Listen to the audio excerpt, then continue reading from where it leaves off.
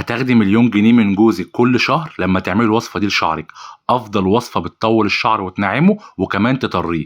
لو شعرك قصير ما بيطولش تابع معايا الوصفه دي لحد الاخر. اول مكون في وصفتنا هو القرنفل اللي مخصص لتقويه الشعر وفي نفس الوقت بيعالج معايا القشره لو عندي قشره قويه جدا.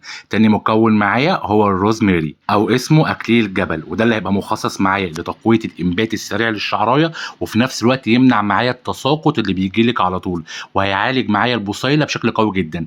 تالت مكون معايا هيكون الحلبه. ايوه الحلبه بتعالج معايا وبتعزز الشعر جدا من اي تساقط ممكن يحصل لك بعد كده، لانه هيكون مفعولها سحري جدا وتمنع معاكي اكسده الشعر ان هي يبوظ او يهش او يتكسر. المكون الاخير وده البطل بتاعنا بقى، القرفه. عيدان القرفه بتخلي الشعريه قويه ناعمه ما تتكسرش معانا. بعد كده هنضيف كوبايتين ميه ونقلب كل ده مع بعضه، وبعد ما نقلبه على طول هنغطي البرطمان بتاعنا ونقفله وهنسيبه حوالي 24 ساعه لتاني يوم.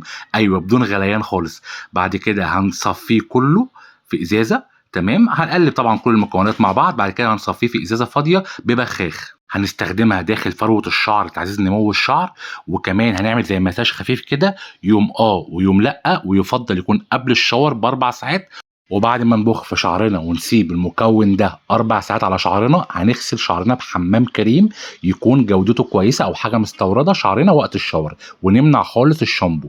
تمام، وبعد ما نخلص نحط سيرم ونسرح شعرنا. ولو انت وصلت للمرحله دي في الفيديو ما تنساش تضغط لايك وانك تقول تجربتك في كومنت بعد ما تجربها ان شاء الله. ولو عندك اي سؤال اكتب لي في كومنت، وما تنساش دوس لايك وتتابعني عشان تشوف كل جديد. وعندي مفاجاه حلوه في الفيديو ده للامهات. لو عندك بنت صغيره شعرها ما فيهوش نعومه او كثافه هقول لك على سيرم كويس جدا جودته عاليه جدا تحطيه لبنوتك بعد الشاور على طول، ينعم ويطري وفي نفس الوقت يكثف ويدي طول للشعر بشكل كويس جدا. هو سيرم جيكيل برازيلي. اطلبي بس اللينك بتاعه هبعتهولك على طول، تخش على الموقع تقرا عنه كويس، وهو كمان عليه عرض حلو جدا والمنتج مظبوط قوي لشعر الاطفال. بيعالج الشعر من الهيشان التساقط وفي نفس الوقت بيطول وبيزود الكثافه بتاعه الشعر.